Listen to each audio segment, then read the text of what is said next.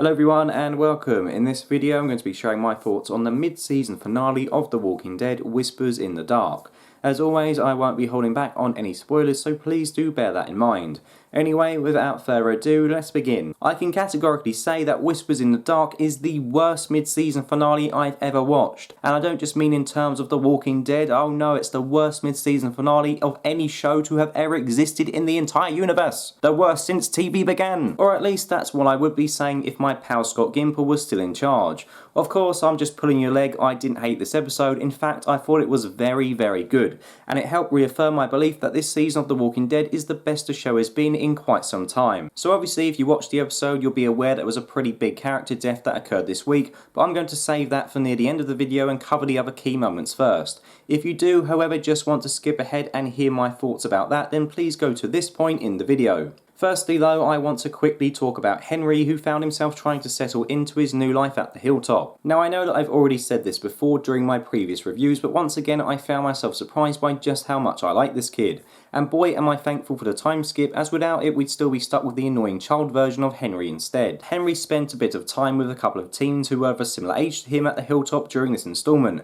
and I'm glad that he quickly realised just how dumb they really were. Now I'm not saying they're dumb because they were partying and drinking, because teens like to push boundaries and experiment, that's just part of being a teenager, and most teens do that kind of thing. I mean, I spent most of my teens drinking and it not messed my brain up one bit up. It did not, no it did not. Brain works good, me clever.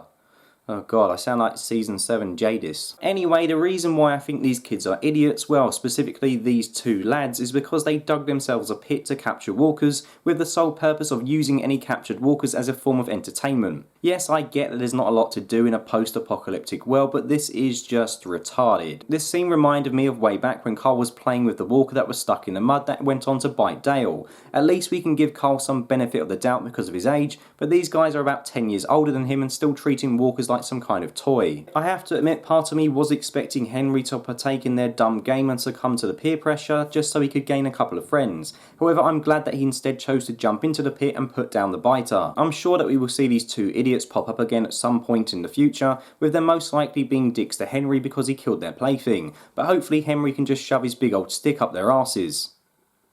Wow, that came out really wrong. You know what I mean, the stick that Morgan gave him, not his dick. I don't want to see Henry's dick.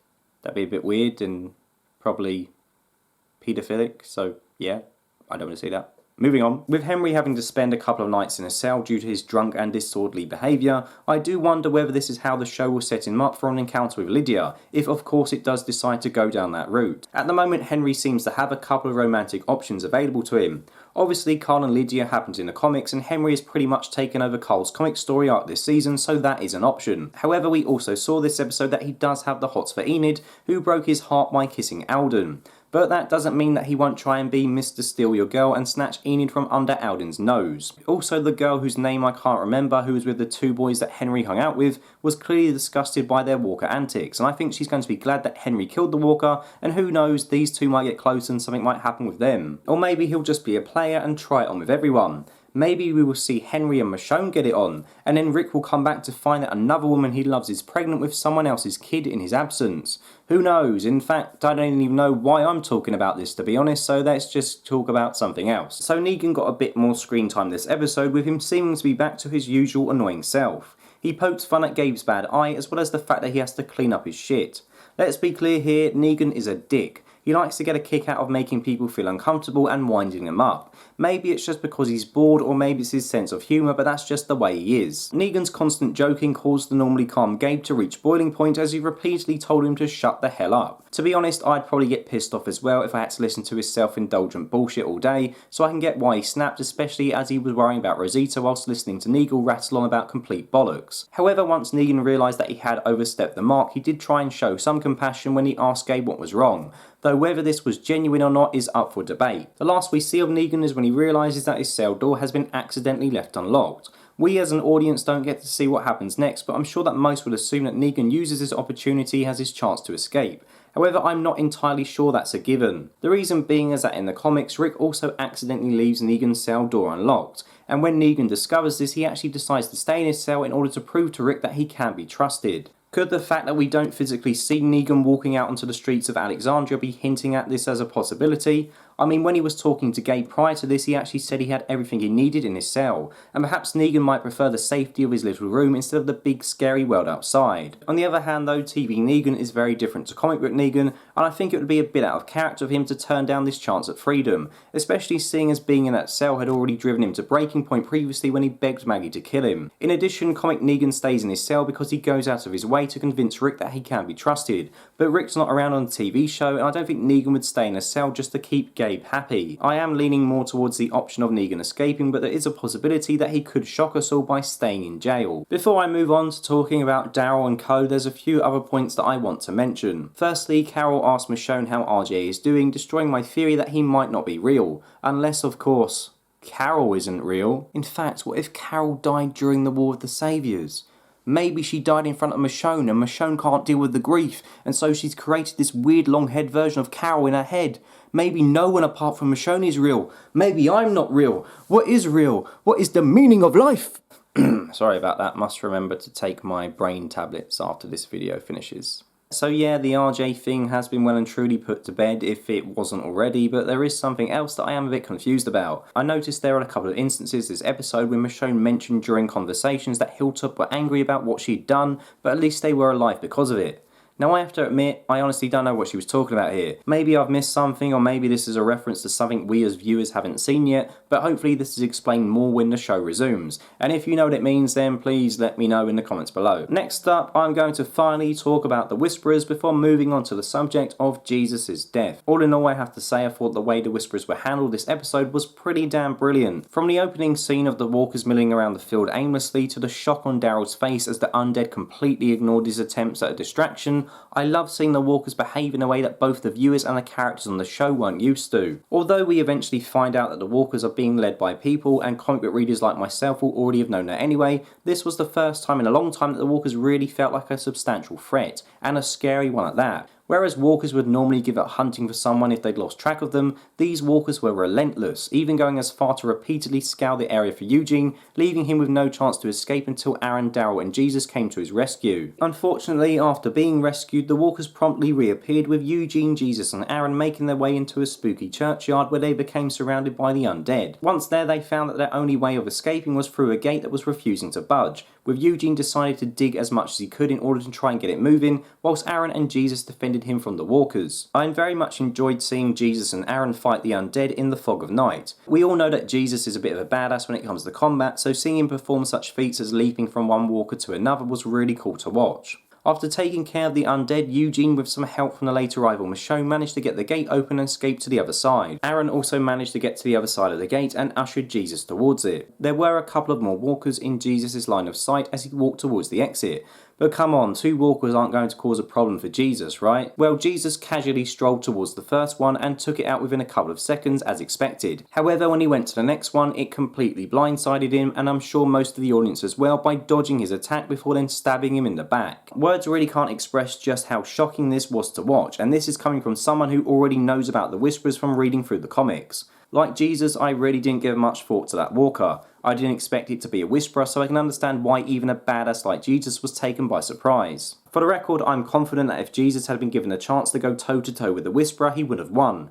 However, he wasn't expecting the walker to actually be a person in a skin costume because, well, why the hell would he? His death managed to feel shocking without also feeling cheap, which isn't something The Walking Dead has really managed to do during the last couple of seasons. Yeah, I guess you could argue that it was a bit predictable as it came during the mid-season finale, with these episodes usually having someone die during them. However, it managed to surprise me without feeling like a gimmick, and The Walking Dead deserves some credit for that. I will say it is a bit of a shame to lose Jesus just as he was getting interesting and getting more screen time. However, I've always felt that the show has never really known how to utilise him properly anyway. I mean, his character had this really cool introduction when he first ran into Daryl and Rick, and then he was just sort of pushed to the sidelines at Hilltop and didn't really do a lot after that. Contrast this to the comics where I feel that his character is a lot more prominent, and I think that whilst I like Jesus, it did make sense for him to be the one who died. In terms of the final Whisperer reveal in which Daryl lifts up the Walker mask of the dead guy's face, face like something seen on an R-rated version of Scooby-Doo, I am well aware that there will be some people who are going to be disappointed to find out that instead of walkers evolving as theorised by Eugene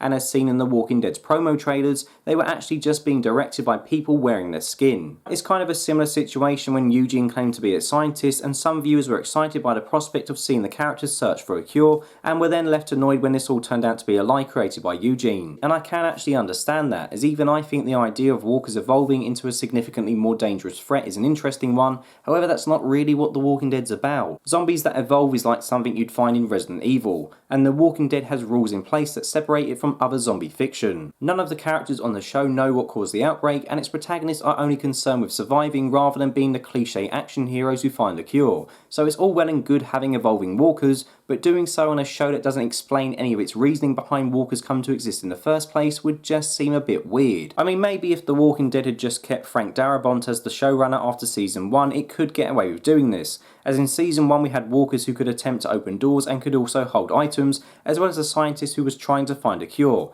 However, since then this kind of stuff has been dropped completely. Besides, the walkers are just more of a means to an end anyway, a means to setting up this post-apocalyptic world in which the real danger is other people, which is why I like the concept of the Whisperers as much as I do. I know this argument won't satisfy everyone, and that's absolutely fine. I'll admit that even when I started reading the Whisperer arc in the comics, I thought the idea of talking walkers was really interesting, and I was kind of disappointed when it turned out just to be people blending in with them. However, this disappointment was alleviated by how much I like the Whisperers as a group, and hopefully those of you who feel a bit cheated will also go on to feel the same. Despite my glowing review, I don't think that this episode was perfect. It did drag a bit in places at the start as things slowly built up, however overall I really enjoyed it, and it did a fantastic job of introducing a new group of villains for our characters to deal with. For the first time in a long time, a mid-season cliffhanger has left me excited to see what's to come when the show resumes rather than feeling pissed off due to its cheapness. For example, last year we had Carl be bitten just before the mid-season break, and then we had to wait nearly 6 months just to see him die, which was absolutely bloody pointless. This time around though, we've had Jesus die, our protagonists are in trouble, and we've got a new interesting group to contend with. Honestly, I wish I didn't have to wait so long to see the next episode, which just about says it all really. Another quality episode in what's been a very impressive first half of season 9. So that's the end of the video. Please let me know your thoughts below. Did you like this episode, and have you enjoyed the first half of this season? And also, of course, let me know if you didn't like it. Also, a big thank you for everyone who's watched my reviews during this first half of season 9, it's really appreciated. I will still be doing the Walking Dead stuff even during the break, however there are a few other shows that I want to cover, so I'll try and use that time to catch up on other projects that I've been a bit slack with. But anyway, as always, thank you very much for watching, and until next time, goodbye.